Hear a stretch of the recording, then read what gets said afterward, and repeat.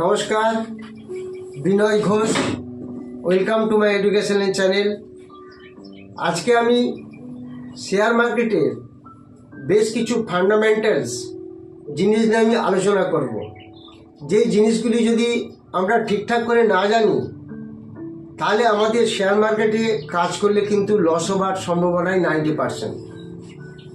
যেমন দেখবেন, যখন আমরা শেয়ার কিনি তখন কি হয়, কেনার পরে দেখবেন আস্তে আস্তে পড়ে যাচ্ছে। আবার যখন আমরা শেয়ার বেচি দেখবেন ধীরে ধীরে বেড়ে যাচ্ছে। তো এটা হচ্ছে একটা সাইকোলজিক্যাল এফেক্ট আমাদের মধ্যে আসে।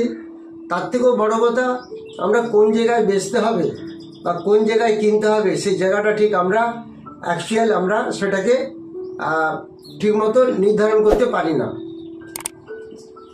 তার থেকেও বড় কথা, আমাদের ফান্ডামেন্টাল এত প্যারামিটার আছে, সেগুলো যদি আমরা ঠিকঠাক করে না জানি তাহলে আমাদের ক্ষেত্রে কিন্তু শেয়ার মার্কেটে কাজ করা খুব প্রবলেমেটিক হবে এবং দেখবেন 90% কেসেসেই কিন্তু লস করতে হচ্ছে। যেমন এখানে প্রচুর ফান্ডামেন্টালস প্যারামিটার আছে। যেমন একটা কোম্পানিকে জানতে গেলে তার কি কি জানা উচিত: return on net worth, operating profit margin, book value, PE, EPS, ROCE, ROE, promoters holding, institutional holding, FII কি কিনছে বা বেচছে, তারপর প্রচুর কিছু, PEG ratio, Graham number, Pareto score, এরকম প্রচুর কিন্তু অসংখ্য জিনিস আছে। আমাদের সব জানার দরকার নেই, কিন্তু আমাদের যেটা জানতে হবে মেইন কয়েকটি, সেগুলি আমাদের শিখে নিতে হবে। নাহলে কিন্তু আমাদের জানাটা অপরিহার্য হবে না এবং লসে আমাদের খাতাটাই বেশি বেড়ে যাবে। সেজন্য আজকে আমি আপনাদের কয়েকটি জিনিস বোঝাচ্ছি। সেটা হচ্ছে, দেখুন, আমি আজকে যেটা বোঝাবো peg ratio versus P ratio versus industrial P. এই তিনটি জিনিস আমি আজকে আপনাদের বোঝাবো এবং এই তিনটি জিনিস অবশ্যই জানতে হবে। বিশেষ করে peg ratio, P, industrial P সম্বন্ধে যদি আমাদের অ্যাকচুয়াল ধারণা না থাকে তাহলে আমাদের কি হবে, আমরা ওভারবট জায়গায় একটা যেটা আন্ডার ভ্যালু স্টককে না কিনে একটা ওভার ভ্যালু স্টক আমাদের কিনা হয়ে যাবে। সেই কারণে আমাদের এমন কয়েকটি প্যারামিটার আছে, সেগুলো জানলে কোন স্টক ওভার ভ্যালুড আছে বা কোন স্টক আন্ডার ভ্যালুডে চলছে সেগুলো আমরা বুঝতে পারবো। যাই হোক, শুরু করি। প্রথম আমরা পেগ রেশিও সম্বন্ধে একটু আলোচনা করব। পেগ রেশিওটা কি?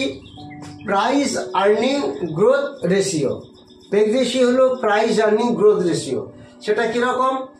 প্রাইস আর্নিংকে যদি আমরা অ্যানুয়াল ইপিএস গ্রোথ রেট দিয়ে ভাগ করি এবং এই অ্যানুয়াল ইপিএস গ্রোথ রেটটা 1 to 3 ইয়ার্স আমাদের নিতে হয়, তো সেই যে ডাটাটা আসবে সেটাকে বলবো আমরা peg ratio, that is price earning growth ratio. বোঝা গেল? তাহলে এই যে পেগ রেশিও, এটার একটা নির্দিষ্ট মান আছে। ধরুন পেগ রেশিও দেখা গেল কোনো স্টকের এলো 1 বা লেস দেন 1। যদি আমরা লেস দেন 1 পাই তাহলে সেটা কিন্তু আন্ডার ভ্যালুড স্টক হিসাবে আমাদের কাছে সেটা শো করবে। অর্থাৎ লেস দেন যদি 1 পেগ রেশিও আমরা পাই তাহলে সেটা আন্ডার ভ্যালুড স্টক। এবার 1 to 2 যদি হয় তাহলে সেটা হবে ফেয়ার ভ্যালুড স্টক। এবার 2 থেকে যত উপরে যাবে সেটা হয়ে যাবে এক্সট্রিমলি ওভার ভ্যালুড স্টক। তাই আমাদের পেগ রেশিওটা, আমি যে ফিগারগুলি বললাম সেগুলি আমাদের মনে রাখতে হবে। পেগ রেশিও একটা খুব ইম্পর্টেন্ট জিনিস, প্রাইস আর্নিং গ্রোথ রেশিও। এটা গেল 1 নম্বর। 2 নম্বর হচ্ছে আমরা পিই। পিই মানে কি? পির একটা ফর্মুলা আছে। পি মানে price earning. P is equal to কি আছে? Market price divided by EPS. Market price divided by EPS. এই মার্কেট প্রাইস মানে কি? যেটা হচ্ছে কারেন্ট প্রাইস, যেটা মার্কেটে অলরেডি চলছে, যেটাকে আমরা বলি স্পট প্রাইস। তাহলে কি বললাম? পি যদি কোনো স্টকের বের করতে হয় তাহলে তার ফর্মুলা কি হবে? Market price divided by EPS. Market price মানে কারেন্ট প্রাইস। তার অর্থাৎ মার্কেটে যে স্টকটির দাম চলছে সেটাকে যদি তার আর্নিং পার শেয়ার দিয়ে ভাগ করি তাহলে আমরা কি পাবো না প্রাইস আর্নিং রেশিও পাবো। তাহলে এইবার যদি ইপিএস বেড়ে গেল, ইপিএস মানে হচ্ছে ইপিএস এর আবার একটা ফর্মুলা আছে, earn per share. Earn per share মানে কোম্পানির total net profit divided by number of shares, এটা থেকেও আমরা পেয়ে যাব আর্ন পার শেয়ার। এটা আমি আজকের টপিক নয়, অন্য টপিকস পরে দেখাবো। এখন আমি যেটা বলছি, পি মানে হচ্ছে market price divided by EPS.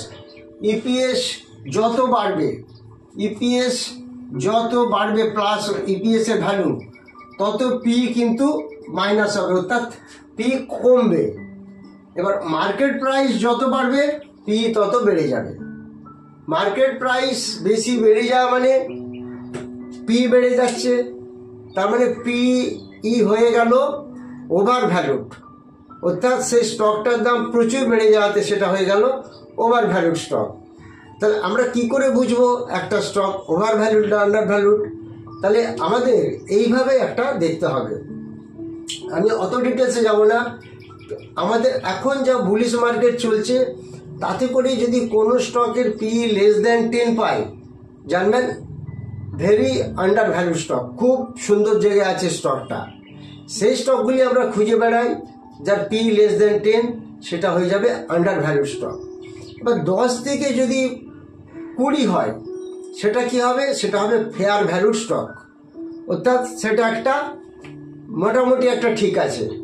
এবার 20-র উপরে যত বাড়তে থাকবে, 20 থেকে 30 হলে গুড ভ্যালুড, 20 থেকে 25, 25-এর উপরে যত ধীরে ধীরে বাড়তে থাকবে সেটা হয়ে যাবে ওভার ভ্যালুড স্টক। অতএব সেই ওভার ভ্যালুড স্টককে আমরা যদি কিনি তখন দেখবেন স্টকটি আমাদের কেনার পরই ধীরে ধীরে পড়ে যাচ্ছে। তাহলে সেই পি রেশিও আমাদের খেয়াল রাখতে হবে। পি রেশিও লেস দেন 10 হলে খুব ভালো, 10 to 20 হলো মোটামুটি একটা ফেয়ার ভ্যালু। এবার 25 অবধি আমরা কনসিডার করতে পারি, যত 25-এর উপরে যাবে তত সেটা হয়ে যাবে ওভার ভ্যালু, সেটা ভালো নয়। এবার আমরা চলে আসি ইন্ডাস্ট্রি পি। ইন্ডাস্ট্রি পিটা কি? এক একটা সেক্টরে এক একটা পি হয়, that is called industry P. যেমন ধরুন আইটি সেক্টরে একটা ইন্ডাস্ট্রি পি হয়, ফার্মা সেক্টরে একটা ইন্ডাস্ট্রি পি হবে, রিয়েলিটির একটা ইন্ডাস্ট্রি পি হবে, ব্যাংকিং সেক্টরে একটা ইন্ডাস্ট্রি পি হবে। এইভাবে আলাদা আলাদা করে প্রত্যেকটি সেক্টরে এক একটা পি হয়, সেটাকে আমরা ইন্ডাস্ট্রি পি বলি। এবার সেটা কিভাবে বেরোয়? এই ইন্ডাস্ট্রি পি হচ্ছে সেক্টরের যে মার্কেট ক্যাপিটালাইজেশন, অর্থাৎ একটা সেক্টরের আন্ডারে যতগুলো ভালো ভালো স্টক আছে তাদের যে মার্কেট ক্যাপিটাল, সেই মার্কেট ক্যাপিটালকে টোটাল করে তাকে যদি আমরা গ্রস আর্নিংস, ধরুন 10টা যদি কোম্পানি থাকে তাদের যে গ্রস আর্নিং সেটা দিয়ে ভাগ করি, তাহলে পাবো আমরা ইন্ডাস্ট্রি পি। তাহলে ইন্ডাস্ট্রি পি যেটা আমরা দেখছি, আবার পি একটা জিনিস দেখতে পাচ্ছি, ধরুন পার্টিকুলার স্টকের পি হয় আর সেই স্টকটা যে গ্রুপে বা যে সেক্টরে আছে সেটাকে বলবো ইন্ডাস্ট্রি পি। তাহলে এবার ধরুন দেখা গেল ইন্ডাস্ট্রি পিটা একটা স্টকে আছে হয়তো 40 আর পি আছে 15, তাহলে আমরা কি বলবো? তাহলে স্টকটি আন্ডার ভ্যালুড আছে, অর্থাৎ এই স্টকটি বাড়ার প্রবণতা অনেক বেশি। তার কারণ ওই স্টকটি যে ইন্ডাস্ট্রিতে আছে সেই গ্রুপের পি ধরুন মোর দেন 30, ভাইরাস ইন্ডিভিজুয়াল স্টকটির পি ধরুন 15। তাহলে দেখুন এখনও কিন্তু ডবল হওয়ার মতো তার একটা পজিটিভিটি থাকবে। তাহলে পি যত কম হবে, ইন্ডাস্ট্রি পি যত বেশি হবে তত বেটার।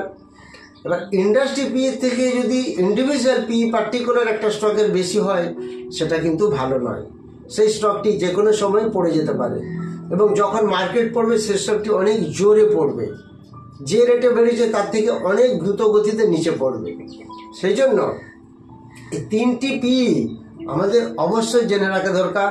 এই 3টি পি এর মধ্যে একটা হলো পেগ রেশিও, একটা হলো ইন্ডাস্ট্রি পি আর একটা হলো এমনি পি।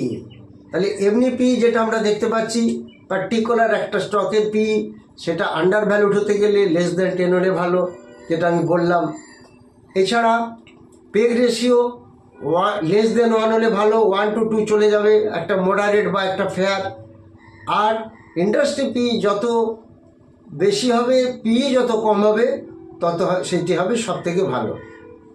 তো আলটিমেটলি এরকম প্রচুর প্যারামিটার আছে, যে প্যারামিটারগুলি আমরা ধীরে ধীরে শিখে নেব এই বিভিন্ন রকম ক্লাসের মাধ্যমে।